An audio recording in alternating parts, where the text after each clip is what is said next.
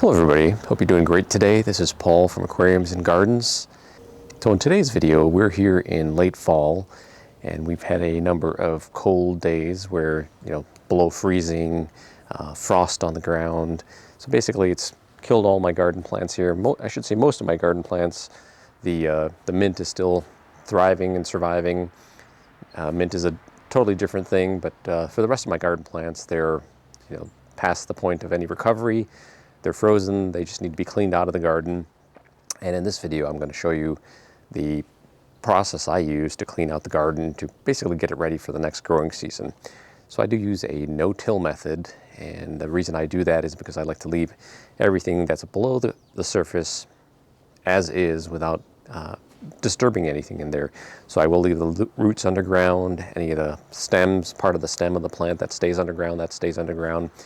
The benefits of leaving the roots underground is great for your worms in there, and there's a lot of beneficial bacteria and fungi in that soil in and around those roots. And so rather than taking those out, and either dumping that into the compost bin, it's better served staying in the soil underground. And I'll talk a little bit more about that in a bit. If you haven't already, please hit that subscribe and like button. It's a great support for this channel, and we appreciate it. So with the no-till method with gardening, I don't till in the spring, I don't till in the fall. Like I said, I leave everything in underground as is. And a perfect example of how this works in nature is if you look at your forests and jungles. Nobody's going there, nobody's tilling up the soil, nobody's digging up anything's plants. As plants die, new plants come and take their place. But you look at the forests and jungles untouched by human intervention, and there are things growing crazy. They're growing gangbusters over there. You don't need fertilizers, you don't need weed control. Nature kind of takes care of itself. So humans kind of in order to increase crop yields, especially on farming, they came up with methods of take everything down, till it, but the problem with that though is then you need to fertilize.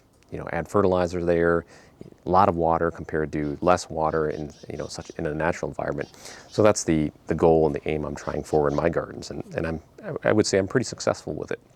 So I'm leaving a link to a video below that basically explains the process of how these beneficial fungi help plants, and in turn the plants actually feed those fungi. So there's a lot of nutrients already present in the soil, and those nutrients are usually locked away. It's not easy for the roots of the plants to go and extract those nutrients. But with the help of the fungi are able to extract those nutrients, feed it to the plant, and the plant in turn feeds the fungi. So by leaving that in ground, leaving it under the ground untouched, when it comes next planting season, it's still there available. The worms will process the dead roots. They leave behind their worm casting, which is great fertilizer as well, great additive to your soil as well to have a good texture. So the best thing is just to kind of leave that in place and not interfere with nature, so to speak. Another point I would add is when you're doing your year-end pruning, cleaning out your garden, try not to walk on the beds. Especially in like these cases, I try and build narrow beds here, just that's easy to kind of walk around the beds and get access to them. This one here is a little wider, so in the past there have been times where I actually have to step in. And the one problem with that is you're actually compacting the soil. So the roots of the plants, in order to grow, they need kind of a loose, not as compacted soil. That helps them, their roots kind of spread out, that helps nutrients kind of flow in and out. That helps the worms as well too, kind of work their way around. So best not to step on it. So the only tool I really use is this anvil pruner right here. It's a basic pruner, and I'll just clip the plants, like I said, from the top of the soil there, clip it, pull the top part of the plant off, put it in the compost bin, and leave the rest underground. So here's a perfect example of, in this case, I did pull the roots along with the soil that came along with it, just to show you, okay, leave that all underground, all the soil, it's great quality soil. You can see how black it is. There's a lot of beneficial fungi, beneficial bacteria in there. And by cutting that out, taking it out, you're actually depleting your garden over time. Just for example purposes, I'm just showing you this. Normally I'm just going to cut it, and I'll show you here. So, you know, I'm assuming this is in the ground, you know, just take your pruner and then cut it at this point here. Try not to make a mess on myself. So what you're left with here is the plant. You know, no roots. The roots are staying underground, and this goes directly into the compost bin.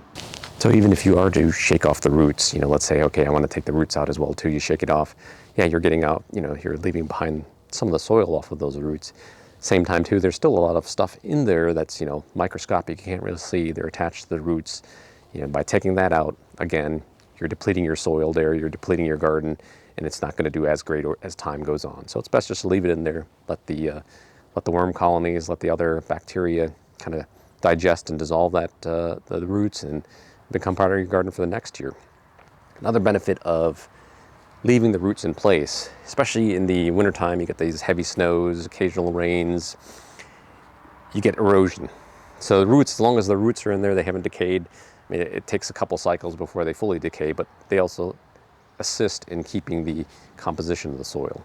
Whereas, you know, if it's loose, there's nothing growing there, there's nothing holding it together, it's more likely to erode.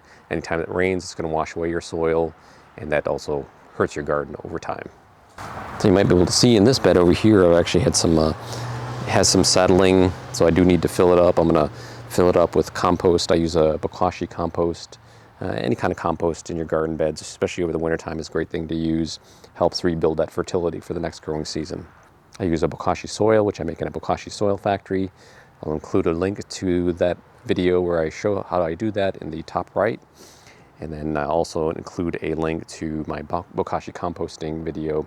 I prefer the bokashi composting over traditional composting because you can actually put a lot more materials in the bokashi compost compared to your traditional compost pile. And just to show directly how I'm going to clip this off, you know, come as close to the ground as possible.